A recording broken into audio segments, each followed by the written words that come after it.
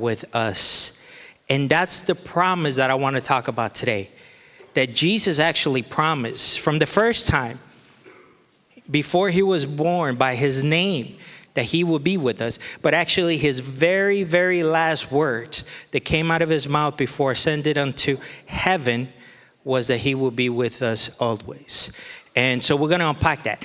But, the hard part about promises or understanding the promises of God is that, as we talked about the first week, it is so easy to think about how many people have broken their promises. That even people that love us, people that want the best for us, can't keep all their promises. And therefore, we project that onto God very easily. And because we don't really trust people's promises, it's really easy for us not to trust God with his promises. But God's promises are way different than us, than the way we view promises or give promises. For instance, before I went into the military, me and Mina got married, but we don't even count that. In fact, we were trying to find documents to support what day we got married because we never celebrate that day. We simply got married so that all the paperwork will be in for the military. So when I will come back from boot camp and the school, we will get married. And that's when we got married by the church. So we always celebrate that December 6th. That is the day of our wedding. But officially, it is the day that we got married in court, even though that didn't count for us. So I needed to fill out some paperwork, and I was like, Mina, do you remember? I think it was April. I don't even know what month it was, because it doesn't really matter, right? But we were already married legally. Legally, we were married, and I went to boot camp. And in boot camp, once you graduate, you just stand at attention, and you wait for your family to come and tap you so that you can leave with your family. Well, right after that, I was going to get married, and I was broke as a joke. Mina paid for practically all our wedding. So I couldn't tell Mina, hey, on top of all of that, why don't you come and, be with me in my graduation? So actually, everybody's there. Hundreds of people graduate, and everybody gets tapped, everybody gets tapped, everybody gets tapped. And eventually, there's 5 of us that are just sitting there like idiots. Right? Now, Mina had already married me. She had already promised to always be with me for good or for bad, but she wasn't there. Well, she made a promise that she would always be with me, but she wasn't. That was better. We couldn't. But you see what I mean? That human aspect. I felt lonely. I felt dumb. I was like, I just got married and my wife's not here. But I had a second chance. That was when I went into the military as enlisted. But then I became an officer in the military. So I had to go through boot camp again, but now for officer school. So I went through boot camp once again, but now for officers. So this is a little bit different. And I went through the whole process again. And here I have my graduation. Well, this time Mina was pregnant with Mindy. And we were setting everything up.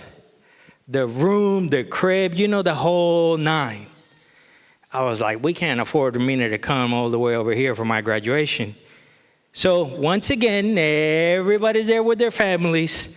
The good thing is when you're an officer, you don't sit there like an idiot, and people come and tap you, you just graduate. But yet I was married, and Mina promised to always be with me, and that's just unrealistic. It's unrealistic. The problem is we look at promises, we look at things like always being with you, and when God says it, we put our human eyes in that concept. And his is very different. When he promises he is with us, he is promising that he is with us at our very, very worst, at our very, very best, and everything in between. And many of us feel at times that God is not present, right? And we're going to talk about that in this story, Many times we feel like God's just not there. And even the disciples, when Jesus was present, felt that way at times. And we'll see this. But remember, Emmanuel, God is with us, was his name from the beginning. And now take a look at the very last words that Jesus gave, which was actually the Great Commission. And it was done right before, this is after Jesus resurrected, and just 40 days after that, right before he ascends unto heaven, he says this. And we all know this because it's the Great Commission. So we've all heard this verse, but take a look at the last part of this verse. We've all heard this. It says, therefore, and go make disciples of all nations, baptizing them in the name of the Father, the Son, and the Holy Spirit, and teaching them to obey everything I have commanded you. Yes, we've heard that many, many times. But take a look at his very last sentence. And surely, what? I am with you always. Always. Emmanuel, God with us. Jesus had proven his power while with the disciples many, many different times. And there's a lot that I could have drawn from to make this case in which Jesus did this with his disciples. But today I want us to actually focus on a story in which Jesus is on a boat with his disciples. And we find this in Mark chapter 4. It's also recorded in Luke chapter 8 and in Matthew chapter 8. But we're going to take a look at today at Mark 4. And they're actually in the boat crossing the Sea of Galilee. Let me give you a little bit of details about the Sea of Galilee before we actually jump into the story. First of all, the Sea of Galilee is a lake. It's not a sea, but they call it the Sea of Galilee. And it's actually a lake. And it's 13 miles long and 8 miles wide. It is a very, very big lake, right? And it's actually the lowest freshwater lake in the world. So it's very unique. It's known, I don't know because it's so low or what the deal is, but it is known for explosive thunderstorms and gale force winds. So it's a wild, wild lake, right? It is not uncommon for waves to reach 10 to 12 feet, sometimes as high as 20. It's a pretty wild lake. Now, what had just happened prior to the story that we're going to talk about here in Luke chapter 4? What had just happened? Well, Jesus had just taught the parable of the sword, the lamp under the basket, the parable of the growing seed, and the parable of the mustard seed. So Jesus has done a whole bunch of teaching, right? And then, coming back to the story, Jesus commands them to go across the lake to the other side. And that's what happens. Here's where we pick up. And this is verse 35. It says this. It says, that day when evening came, right, after he had been teaching all this stuff, he, talking about Jesus, said to his disciples, let's go over to the other side. To the other side of what? The lake, exactly, to the other side of the Sea of Galilee. Now, there's two problems with that. And the first one, you guys are going to be like, oh, this is so dumb, but let me tell you. The first problem is the lake itself. See, we already talked about the bad storms, but in their culture, there were monsters. You're like, that's silly. Well, let me tell you. Do you know that when the movie Jaws came out at the end of the 70s? People would not go in the ocean. Some people wouldn't even go in a lake. There's no sharks in lakes. In fact, for 2 years straight, all the tourism in the United States around beaches plummeted because people were terrified of sharks because of Jaws. So as I tell you this, you guys are going to be like, they were so dumb. No, it's part of their culture. They didn't have YouTube to tell them that Jaws didn't exist. And it became part of their culture, right? Now we see Jaws. I don't know if you guys have seen Jaws lately, but I saw clips of it. I was like, how did we even get scared? It don't even look real. But back then, that's all we knew. So the thing is that there were actually two crazy gods that will go at war with each other according to their culture. Baal and Jam. One was the god of the storm, and the other one was the god of the sea. So they would actually fight. And if you imagine, if storm and lake are fighting, it's not a good thing. So people were terrified to cross the lake because these storms would come, and then there was these legends, right? They're equivalent of Jaws. But also, actually, there's this thing called Leviathan, which is actually like a sea serpent demon. And actually, we find this in not only theology, but actually mythology. And it's actually mentioned in the Bible. Now, just because it's mentioned in the Bible, it doesn't mean that it's real. It just means that it was very real to that culture. Okay, but it's actually mentioned in the book of Psalms, in the book of Job, and in the book of Isaiah.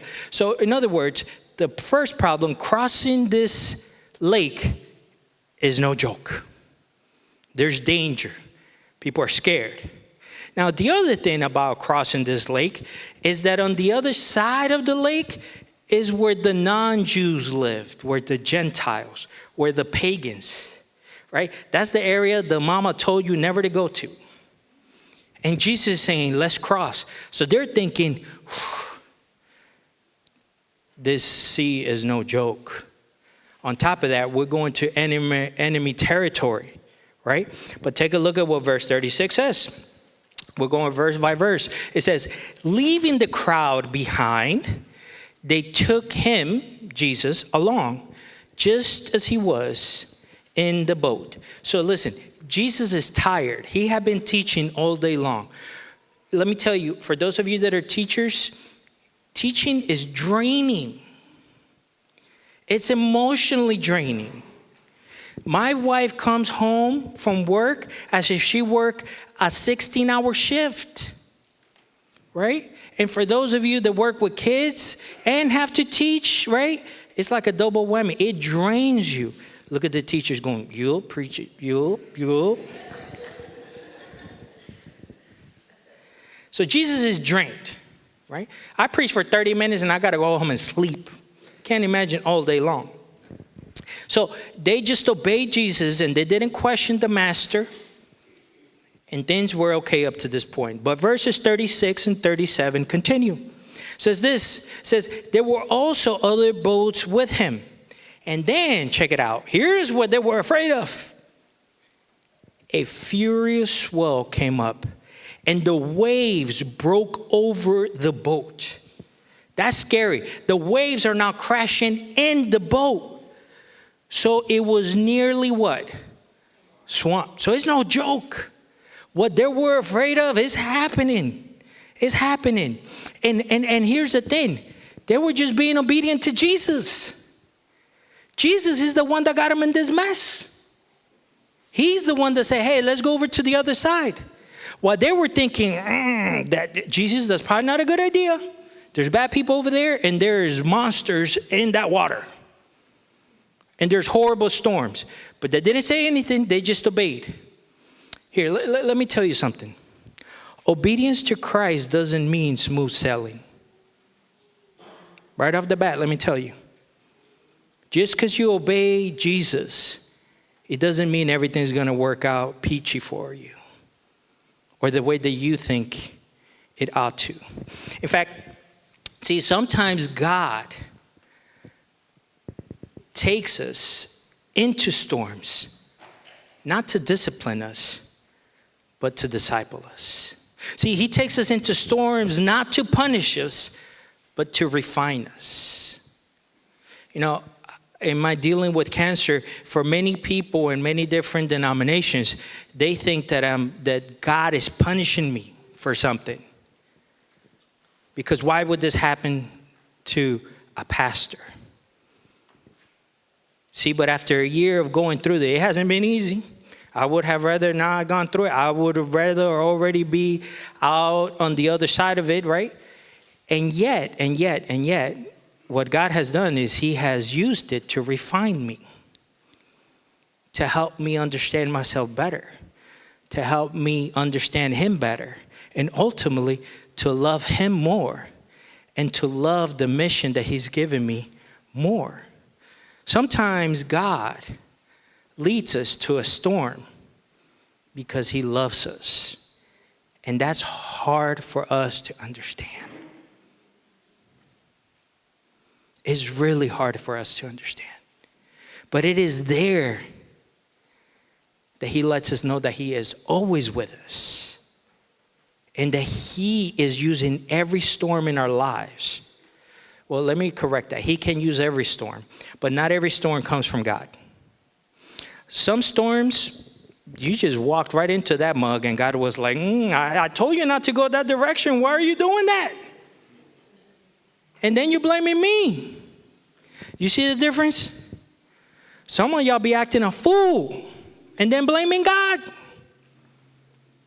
Some of y'all, that's incorrect. Some of us, including me. Right? We do. So some storms in our lives, they were just our own doing. The beautiful part is that God is still with us, even when it is us that got us in that mess. But if we are walking with him and we're under his kingship, there's still storms that come into our lives because he uses those to disciple us. Okay, my wife is back, so we can't do no more Mina jokes, okay? All right, so let's take a look at what verse 38 says. It says this, it says, Jesus was in the stern. That's the back of the boat, right? So Jesus was in the back of the boat. Check it out, check it out, check it out. To me, this was so meaningful this time around. What does it say there? He was what? Sleeping is very holy. I never knew that. Jesus is sleeping. Now, what is going on at this moment? There's a storm. There's a storm, and Jesus is taking a nap on a cushion. And then the disciples woke him up and said, Teacher, don't you what? Care if we drown? Like, Jesus, are you kidding me? You let us here and now you're sleeping on us? What? Right? We're about to die and you're sleeping? Don't you care? And many of us have been there or may be there. Right, Lord, what, don't you care that my child is sick? That my marriage is falling apart? That my friends have deserted me? That I have no money? Don't you care that I feel so alone? Don't you care that I want to give up? That my husband has died? That I have lost my job? Whatever your storm is. Many times we have felt that way. We're in it. Say, Jesus, don't you care? See, he does care. Of course he cares. He's always in the boat. He's never not in the boat. See, you're not alone in your struggle. Remember what Jesus said, I will always be with you. Now, they were just taught, like I said before, they were just taught the parable of the sower. Now they're living it, and they are consumed with the worries of this world. Sometimes the storms of life can seem so big that they completely distract us to the fact that God is still sovereign, that he's still in control, and he's still in our boat. Listen, storms will come. You may be surprised when they come, right? You may be surprised how they come. You may be surprised where they come from. Because sometimes the storms come from the very people that are supposed to love us. But listen, storms are a part of life. There is nothing that we can do to prevent them. The good news is that Jesus is always in the boat. That you're not alone in your struggle. That he is Emmanuel, always with us. Right? And that his last words, that his last promise to us was, I will be with you always. Verse 39 goes on, it says, he got up, rebuked the wind, and said to the waves. Two separate things. It's interesting, the wind and the waves. Remember what I told you?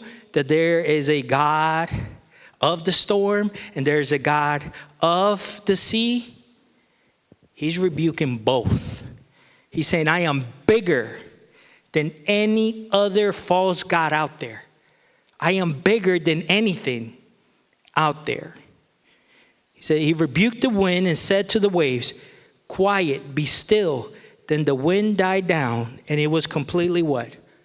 Calm. See, I love this because the disciples, in a matter of moments, saw Jesus' humanity. He was tired and he was sleeping. And his divinity. He was sovereign and in control of all things. He was both things, fully human and fully divine, fully God. Now, the verse goes on, the story, Mark 4:40. And by the way, I missed out the M on the outline, my bad. I know, I wasn't going to reprint them again, okay? I don't want to get an email about that. Pastor, you can't spell. I already know. This is what verse 40 says. It says, he said to his disciples, why are you what? Afraid. Do you still have no faith? Check it out. He just rebuked the storm. He just calmed everything. And immediately he says, why are you afraid? Do you not have faith? That word faith doesn't mean anything to us. It just sounds churchy. You replace that with the word trust. That's what faith is, trust. So Jesus is saying, why are you afraid? Do you not trust me that I led you here? Why are you freaking out? Now, some of you are like, Jesus, how insensitive of you, right? But Jesus was making a point. Do you trust me or not? I'm in the boat. I am with you. You don't have to be afraid. You don't have to be afraid. I am here and I am with you. Now, check out what verse 41 says, because it goes from afraid to worse. Then it says this in verse 41. It says, they were now what? Terrified. Before they were afraid because of the storm, and now they're terrified and asked each other, who is this that even the wind and the waves obey him? So they moved from being afraid to being terrified. Oh boy, I might have to lick my finger here. Okay, I got it. This is the storm after the storm. That not only did they live through the storm in the sea, but now the storm is, who is this? Who is this that even the wind and the waves obey? So my question to you is, who is Jesus to you?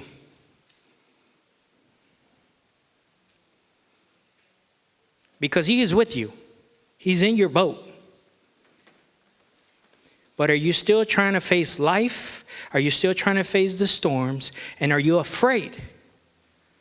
Or do you understand that Jesus is with you? And that we don't need to be afraid?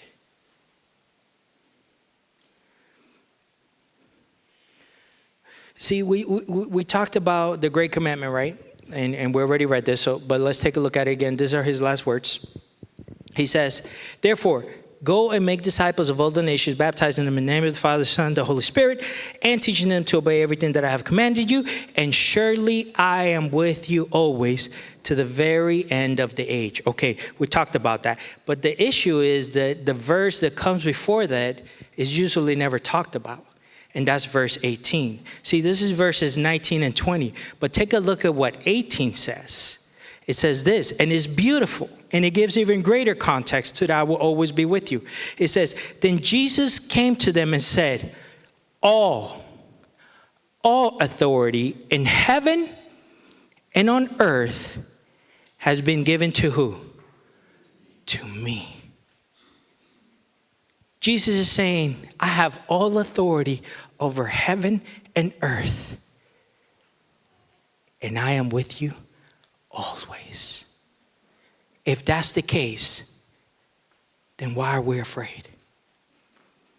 If that's the case, why are we trying to control and manipulate? If that's the case, why is it so difficult for us to trust God that He knows what He's doing? If that's the case, why is it that we're so afraid of storms? Because it is in the storms that we can actually see Jesus do amazing miracles and refine us. See, so His promise to always be with us doesn't mean that everything is peachy. It just means that we can fully trust Him. And regardless of what happens, we can trust Him, that He is in control. Now, let me just be honest, because here's the thing. I could say something here, but my kids are right there. At least most of the time when they're not downstairs. My wife is right there.